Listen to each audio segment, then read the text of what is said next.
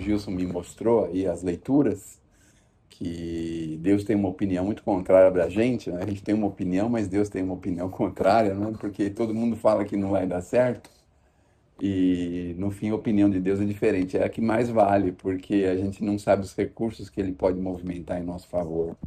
Quando a gente fala Deus, claro que são os executores das obras divinas.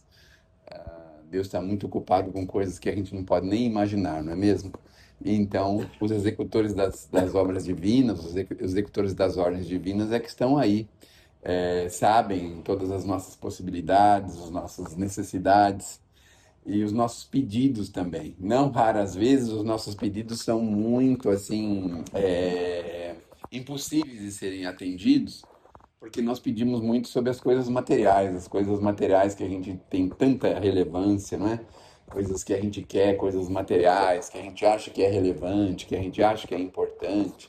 Algumas pessoas querem construir coisas, querem ter automóveis para fazer o bem, querem coisas materiais. No fundo é isso, né? E muitas vezes a nossa tarefa não está nas coisas materiais, a gente não se conforma muito com isso. A gente vê hoje em dia um grupo enorme de pessoas que querem enriquecer as outras. Então na internet está cheio de gente dando dica de como enriquecer, não é? Na verdade eles mesmos querem enriquecer com a dica que eles dão para os outros enriquecerem. No fundo é isso, né? Mas na verdade é assim, eu acho que na Terra todos nós temos uma tarefa e nem todos temos a tarefa da manobra de recursos. Alguns têm tarefas diferentes, bem diferentes daquelas que a gente pode imaginar. Então, às vezes, pessoas se abnegam, se sacrificam, renunciam anos, às vezes uma vida inteira, por conta de uma pessoa com dificuldades físicas, com uma doença, com uma coisa mais difícil, cuidando de entes assim com problemas graves, nem necessariamente é o familiar, não é? Eu tive em família uma senhora chamada Maria, para não perder o costume das Marias, né?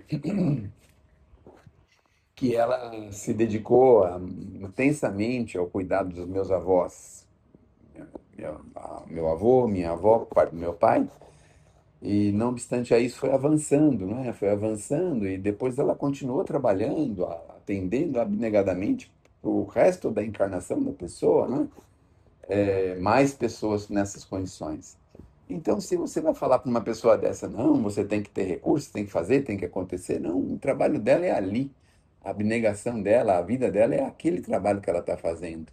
E graças a Deus, quando a gente consegue descobrir isso a tempo, porque não raras vezes a gente fica batendo a cabeça um tempão para achar qual é a nossa verdadeira finalidade aqui na Terra, não é? E graças a Deus, quando a gente consegue encontrar tempo de conseguir perseverar naquilo que nós viemos aqui fazer, isso é uma grande bênção. E não é necessariamente nas coisas materiais que a gente imagina, né?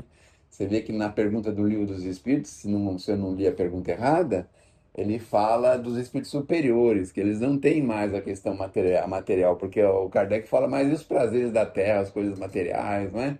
Aí está tendo o prazer dos animais, dos bichos. Está tendo a alegria dos bichos, a felicidade dos bichos, né? Porque um espírito em desenvolvimento, em verdade, ele já tem outras possibilidades, outras coisas que estão bem longe daquilo que a gente acha que é felicidade aqui na Terra. Então, a felicidade aqui na Terra a gente acha, né, que é o pão, o agasalho, o teto, a chama lá do botijão de gás, a gente acha que é o transporte fácil, rápido, o acesso aos benefícios sociais, o acesso às redes sociais. Você acha que a felicidade está aqui assim, né? Os passeios, as coisas assim. E no fundo, ele fala que numa mensagem mesmo do Evangelho que essa não é a felicidade, é a verdadeira felicidade. Isso daí, no fundo, é muito ao contrário do que a gente imagina, né?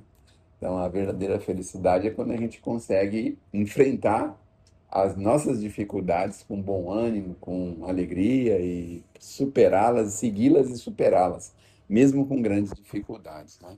Mas a mensagem do Evangelho fala da fé e da caridade, não é isso? E a fé e a caridade é uma coisa que se junta, que se une, que se necessita de estar juntas, porque eles comentam que a caridade sem a fé é uma coisa e a fé sem a caridade também é outra coisa, e o que precisa mesmo é juntar as duas coisas. Não é por outro motivo que nós precisamos estar em constante contato com as palavras do Evangelho, com as palavras de Jesus, para sustentarmos os nossos trabalhos de caridade. Isso é importantíssimo, a sustentação do trabalho, para a gente ir sempre no objetivo de saber por que nós estamos fazendo isso, qual é o objetivo disso, o que isso pode servir para a gente, para as pessoas. Então, o Evangelho, a fé, é a que vai nos fortalecer a prática da caridade, porque a gente pode ter impulsos generosos. Impulso generoso é diferente. Tem muita gente que fala, não, que a pessoa é muito boa. Não, ela tem impulsos generosos, mas ela não tem a caridade. Ela tem um impulso generoso. O que já é um grande avanço também. Óbvio que é um grande avanço, né? Mas quando tem a caridade ela é muito mais profunda, muito mais abrangente, muito mais compreensiva, muito mais, inclusive meritória, vamos dizer assim, né? É por isso que Jesus insiste muito fortemente na prática do bem e da caridade, na prática do amor. O senhor Gonçalves resumiu muito bem isso, dizendo que a caridade é o amor em ação, né? Parece que foi ele que deixou essa frase forte aí para gente, que a caridade é o amor em ação. Então, ele tem essa casa aqui, sei lá, de 30, 40 mil metros quadrados, onde as pessoas vêm aqui num grande laboratório para encontrar formas de trabalhar para o próximo, de se capacitar para esse trabalho, de exercitar esse trabalho, de realizar esse trabalho, que é uma grande oficina que foi feita com um sentimento maior, não é? De Fabiano, do Gonçalves e de tantos companheiros nossos que possibilitaram isso aqui estar de pé dessa forma, da forma que está de pé, não é? Claro, com a ajuda da espiritualidade, porque sem a espiritualidade a gente nunca chega em lugar nenhum, não é?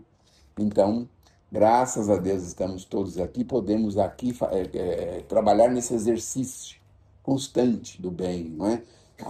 Uma palavra amiga, enviar a lugares longínquos aí uma palavra amiga. Por um outro lado, lá incentivar, né, a gráfica, a família Pereira, não é? Porque a gente podia, se o grupo mensageiro não chamasse grupo mensageiro, seria o grupo Família Pereira, né? Porque sem os Pereiras lá à frente desse trabalho de impressão, a gente que é Zé Povinho faria o quê? Não faria nada, absolutamente nada, não é? E aí conseguiram, ao longo de todos esses mais de 50 anos, arrumar uma forma de colocar o trabalho material junto com o trabalho espiritual, de uma forma que um ajudasse o outro, né? Esse é o ideal. O Emmanuel fala que a gente não deve servir a Deus e a Mamon, mas olha o que ele fala. Eu acho que ele falou isso inspirado no Miguel, sabe? Sabe por quê? Sabe por que eu acho que ele falou inspirado no Miguel? Mas o Emmanuel fala assim no Fonte Viva. Mas a gente pode colocar Mamon a serviço de Deus, não é? Então é isso que o mensageiro faz. Olha, vamos aproveitar que ele não está aqui para a gente falar dele, né? Então é o seguinte, a família Pereira se abnegou profundamente com esse trabalho e você vê, hoje o Natalino, a duras penas, conseguiu um imóvel próprio, a duras penas. Teve que fazer um esforço tremendo para poder comprar parte dos irmãos, para poder ter um teto aonde se abrigar, não é? Natalina, a duras penas, conseguiu um imóvel próprio. Então, agora, recentemente, coisa de 5 anos, alguma coisa perto disso, né? Pouco mais, pouco menos que isso. O Miguel também renunciou ao recurso pessoal, porque a gente não calcula, não imagina. Hoje a impressão cada vez mais moderna, está cada vez mais fácil, mais barateada, mas 50 anos atrás, imprimir essa quantidade, essa quantidade de papel, essa quantidade de tinta, esse monte de coisa, não era uma tarefa muito fácil, né?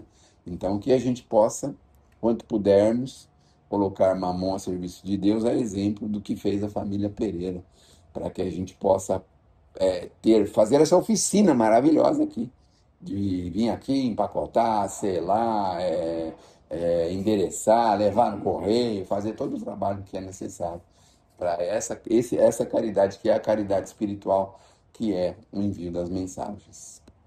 Chega, né?